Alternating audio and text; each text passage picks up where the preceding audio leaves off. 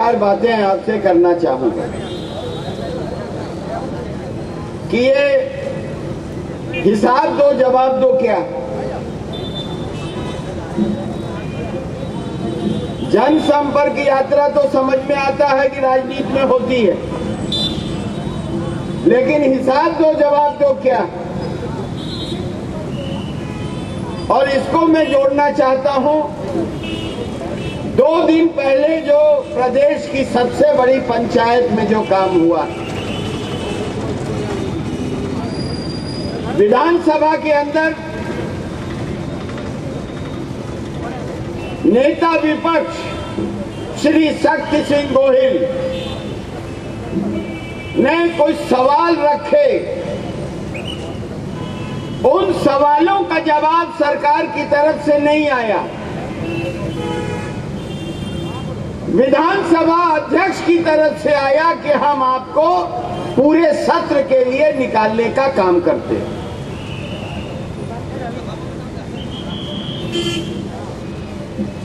जो जवाब सरकार नहीं देना चाहती, अब विधानसभा की जगह गुजरात के हर गली मोहल्ले में गुजरात की जनता उनसे हिसाब का जवाब मांगने के लिए ये कार्यक्रम चल रहा है। क्यों? क्योंकि ये कई महीनों पहले कांग्रेस पार्टी ने, पूरे प्रदेश के लोगों ने इस देश के राष्ट्रपति महोदया को एक ज्ञापन दिया था और उसमें 1 लाख करोड़ रुपए के गुजरात की जनता की जो लूट थी, उस लूट को सबूत के साथ इस देश के राष्ट्रपति महोदय को देने का काम किया था।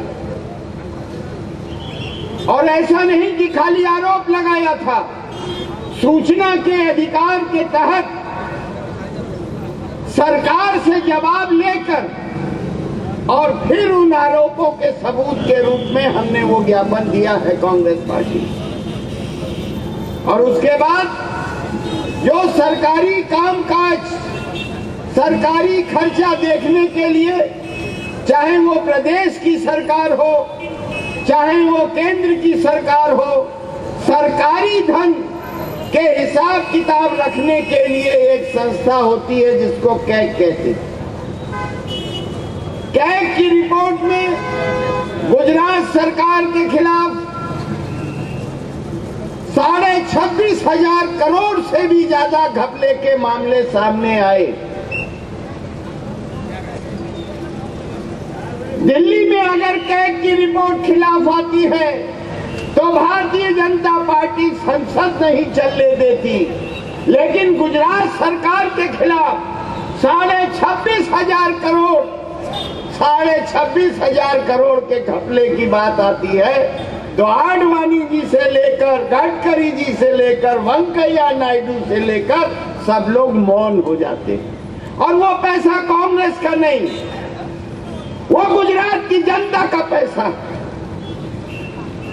इसलिए जब आप विधानसभा में जवाब नहीं देंगे तो और कोई रास्ता नहीं बचता कि इस प्रदेश के एक एक शहर, गली मोहल्ले, खेत और खलियान में कांग्रेस के लोग जाएंगे। आम जनता से यह आह्वान करना चाहते हैं कि अपने पैसे का हिसाब इस नरेंद्र मोदी सरकार से मांगने का काम है। क्यों? क्योंकि अडानी मोदी भाई भाई और ये मिलकर लूट रहे हैं,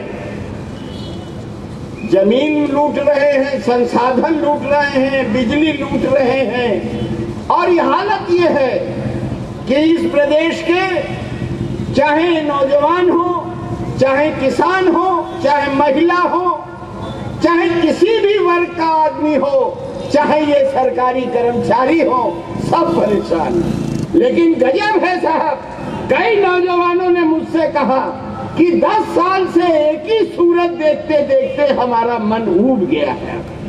खंबे पर देखो तो वही, बस पर देखो तो वहां भी लटके हुए हैं, और इतने तरह के कपड़े हैं कि हर कपड़ा अगर गिन लो आप तो मैं उसको कुछ न कुछ इनाम दूंगा। दूसरी तरफ आप देखें, वही विधानसभा में सरकार कहती है कि 4 लाख से ज्यादा किसानों के बिजली के कनेक्शन हमारे यहां पेंडिंग है। 4 लाख किसान वो मुफ्त नहीं मांग रहे, पैसा जमा किया हुआ है, बिजली का कनेक्शन मांग रहे हैं। क्या है विकास का मामला, क्या है मापदंड? जो अन्नदाता है वो मांग रहा है कि हमको तुम पैसा लेकर बिजली दे दो, पैसा लेकर बिजली दे दो, हम अन्न पैदा करके इस देश के लोगों के पेट भरने का काम करें। लेकिन उसको कनेक्शन नहीं मिल रहा है। जो बिजली पैदा हो रही है प्रदेश में वो दूसरे प्रदेशों में बेची जा रही है। लेकिन टाटा नीला गाड़िया को लेकर आता है और उसको पूरा का पूरा गुजरात का खजाना उस पर लुटा देने का काम होता है। एक योजना में 33,500 करोड़ रुपए का उनको फायदा देने का काम होगा। तो 33.5 लाख का फायदा उनको एक योजना के लिए देने का काम हुआ है।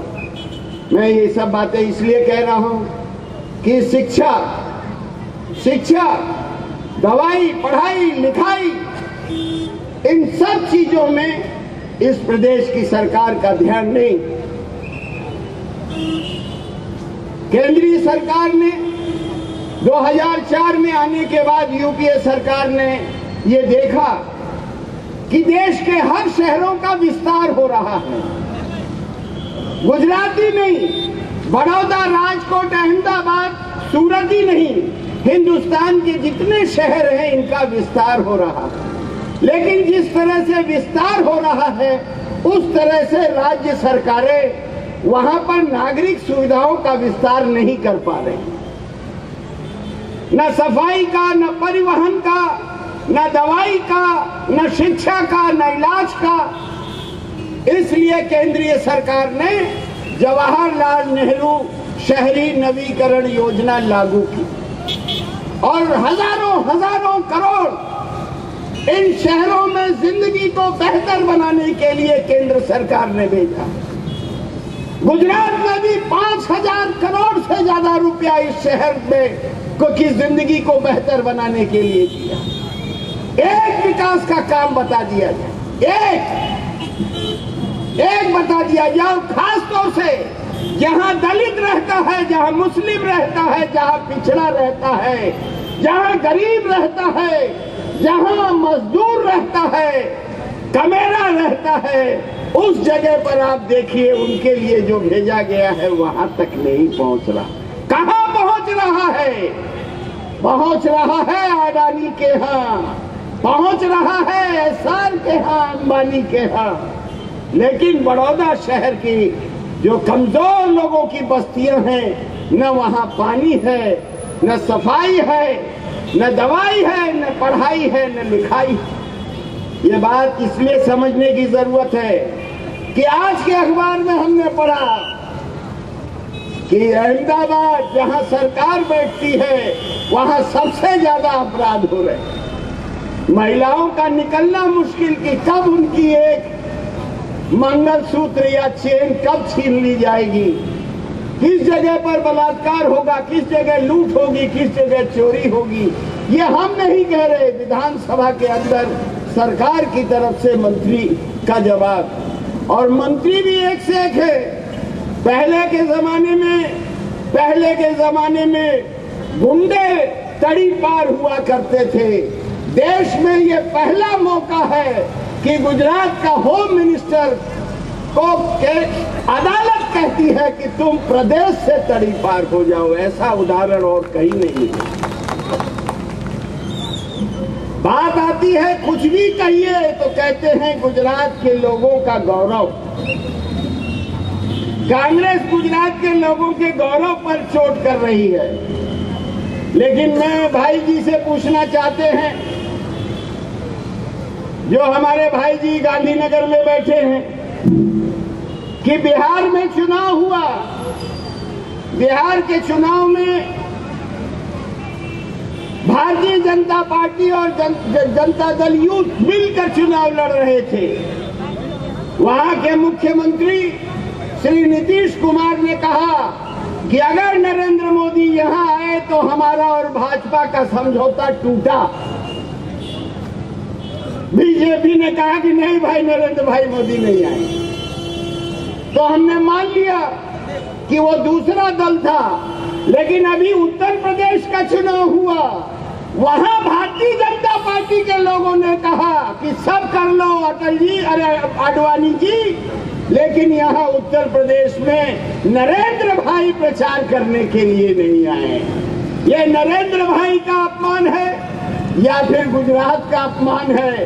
अब नरेंद्र भाई इस पर क्या कहते हैं, क्योंकि ये तो भारतीय जनता पार्टी ने कहा, कांग्रेस ने नहीं कहा, किसी और दल ने नहीं कहा। आज पूरे देश के अंदर और प्रदेश के अंदर मैं कहना चाहता हूँ, उत्सवों की अफीम कि आदमी उत्सव मनाता रहे और जो मूल प्रश्न है, आम आदमी की जिंदगी से जुड़े हुए जो सवाल हैं, उन सवालों पर प्रदेश में चर्चा न हो, इसलिए इस तरह के सवाल करना चाहते हैं। और तुम शक्ति सिंह जी को विधानसभा से सत्र के लिए बाहर कर सकते हो, लेकिन जिस सवाल के लिए किया है, कांग्रेस इस चुनौती को स्वीकार करती है और हर गली मोहल्ले में वो सवाल अब सिर्फ कांग्रेस के लोग नहीं, गुजरात का आम नौजवान, किसान, मजदूर, अल्पसंख्यक, दलित और पिछड़ा वर्ग और आम शहरी इन सवालों को पूछेगा।